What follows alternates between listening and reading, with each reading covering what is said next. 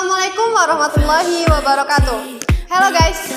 Nah, kali ini kami akan membahas mengenai regulasi harga masuk dan keluar bersama saya Helga Francisca dan rekan saya Putri Yeni.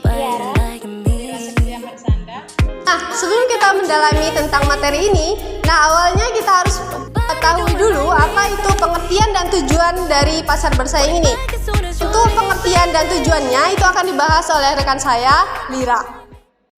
Pengertian regulasi pasar bersaing dan tujuan. Regulasi pasar bersaing merujuk pada serangkaian aturan dan kebijakan yang diterapkan oleh pemerintah atau organisasi pengawasan untuk memastikan adanya persaingan yang sehat dan fair di pasar. Tujuan utama dari regulasi pasar adalah untuk mencegah praktis bisnis yang merugikan konsumen.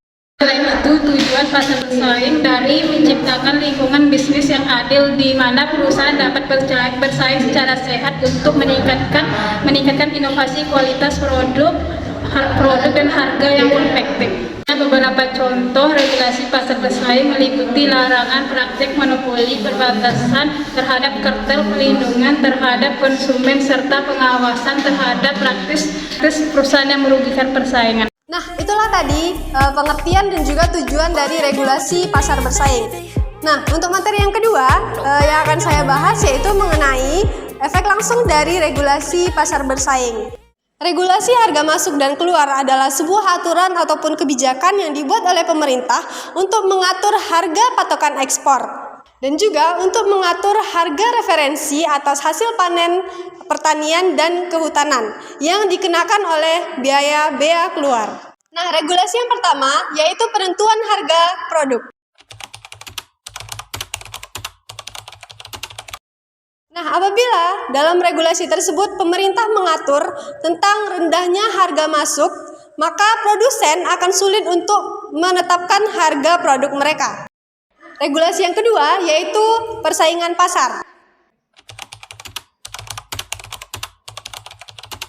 Nah, apabila dalam regulasi tersebut pemerintah mengatur berapa batas perusahaan yang dapat masuk ke dalam suatu wilayah, maka hal ini dapat mengurangi persaingan pada pasar. Dan perusahaan yang sudah ada dalam wilayah tersebut akan mudah untuk menaikkan harga produk mereka. Nah, regulasi yang ketiga yaitu efisiensi pasar. Nah, efisiensi pasar adalah sebuah kemampuan sebuah pasar untuk mencapai suatu titik yang maksimal. Nah, jika dalam regulasi ini pemerintah mengatur berapa batas perusahaan yang dapat masuk ke dalam suatu wilayah dan mengatur perusahaan baru yang lebih efisien untuk tidak masuk ke dalam suatu wilayah, maka efisiensi pasar itu tidak akan sampai keempat yaitu inovasi produk. Apabila suatu regulasi itu mengatur batasan sebuah perusahaan untuk tidak masuk dalam sebuah wilayah, maka wilayah tersebut akan sulit untuk mendapatkan inovasi-inovasi produk yang baru. Nah, regulasi yang terakhir yaitu kesejahteraan konsumen. Apabila dalam sebuah regulasi tersebut menyebabkan aturan harga yang lebih tinggi dan juga mengurangi pilihan untuk konsumen, maka hal ini dapat menyebabkan kesejahteraan pada konsumen itu akan menurun. Nah, itulah tadi penilaian efek langsung dari harga masuk dan keluar. Nah, untuk materi selanjutnya yang akan kami bahas yaitu mengenai penilaian efek langsung dari regulasi harga masuk yang akan dibahas oleh rekan saya, Putri. Baiklah, saya akan menjelaskan tentang mengenai penilaian efek tidak langsung dari regulasi harga masuk. Baiklah, efek tidak langsung dari regulasi harga masuk itu adalah dampak yang timbul akibat dari kebijakan harga masuk yang diterapkan oleh pemerintah atau otoritas yang berwenang. Baiklah, di sini ada beberapa penilaian tentang efek tidak langsung dari regulasi harga masuk itu. Yang pertama ada peningkatan persaingan. Peningkatan persaingan itu Regulasi harga masuk yang dapat mendorong persaingan yang lebih sehat di pasar. Yang kedua itu adalah peningkatan kualitas produk. Itu adalah untuk meningkatkan kualitas produk atau layanan yang mereka tawarkan. Yang ketiga ini ada perlindungan konsumen, yaitu regulasi dari harga masuk dapat memberikan perlindungan bagi konsumen dari praktik bisnis yang merugikan kita. Baiklah, yang keempat ada pendorong inovasi. Pendorong inovasi ini dalam regulasi harga masuk itu dapat memberikan dorongan inovasi dalam industri. Baiklah, yang terakhir ada dampak ekonomi makro. Dampak dari regulasi ini adalah seperti inflasi, pertumbuhan ekonomi, dan stabilitas pasar. Nah, itulah tadi materi mengenai penilaian efek tidak langsung dari regulasi harga masuk. Selanjutnya yang akan kami bahas yaitu penilaian efek tidak langsung dari regulasi harga keluar yang akan dibahas oleh Dwi Hartini. Baiklah, materi selanjutnya itu ada penilaian efek tidak langsung dari regulasi harga keluar. Nah, jadi sebelumnya regulasi harga ini merupakan pengaturan terhadap harga-harga barang yang ditetapkan oleh pemerintah. Sedangkan harga keluar ini merupakan penawaran. Jadi harga masuk itu adalah permintaan dan harga keluar itu penawaran. Peran pemerintah di sini sangat penting untuk mekanisme pasar. Jadi pengecekan harga, mekanisme pasar atau inspeksi yang dilakukan oleh pemerintah itu dilakukan guna memastikan pasar berjalan secara stabil. Jadi regulasi harga keluar sendiri ini memiliki efek langsung dan efek tidak langsung harga. Ini sesuai atau tergantung konteks dan komplementasinya.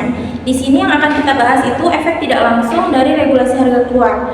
Ada beberapa yang mungkin timbul efek tidak langsung dari regulasi harga keluar ini. Itu diantara lain yang pertama itu ada pengaruh pada pasar. Jadi regulasi harga ini dapat mempengaruhi pasar secara keseluruhan, termasuk penawaran atau harga keluar. Jadi termasuk penawaran barang-barang atau layanan-layanan tertentu. Apa pengaruhnya terhadap pasar? Ini sudah jelas. Hal ini mempengaruhi persaingan antar pelaku usaha dan struktur pasar secara umum. Jadi regulasi harga ini dapat berpengaruh pada persaingan pasar. Regulasi harga yang terlalu tinggi itu akan menyebabkan atau akan membatasi akses konsumen terhadap produk-produk tertentu. Jika harga keluar yang diatur itu terlalu ketat, maka akan mengurangi insentif para produsen untuk melakukan persaingan sehat dan inovasi. Tapi jika regulasi harga tidak diatur, maka para produsen akan mengambil keuntungan semaksimal mungkin tanpa mempedulikan kebutuhan konsumen. Selanjutnya yang kedua itu ada inovasi. Jadi regulasi harga atau aturan harga yang tidak tepat atau yang terlalu ketat itu dapat membatasi inovasi di industri-industri tertentu.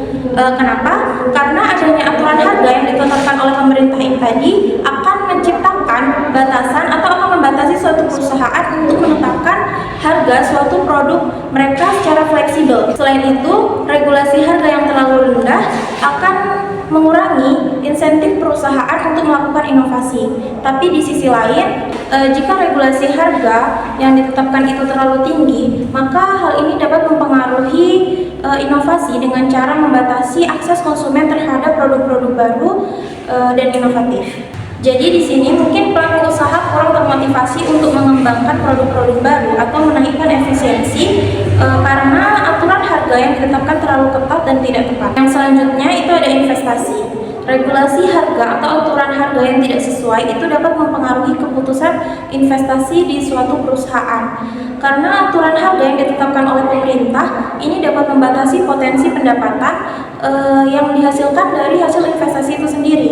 Jadi ketika harga keluar telah diatur atau telah ditetapkan, maka perusahaan tadi mungkin harus menyesuaikan rencana investasinya dengan batas harga yang sudah ditetapkan. Yang pada gilirannya ini nanti akan mempengaruhi estimasi pendapatannya dan pengembalian investasi yang diharapkan. Selain itu, regulasi harga keluar yang terlalu rendah ini dapat membuat investasi kurang menarik karena potensi pendapatannya lebih menurun akibat harga jual yang terbatas.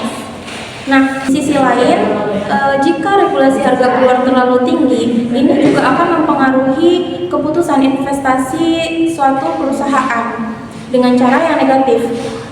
Jadi kayak harga jual yang tinggi akibat regulasi harga yang ketat itu akan membatasi akses konsumen terhadap produk tertentu.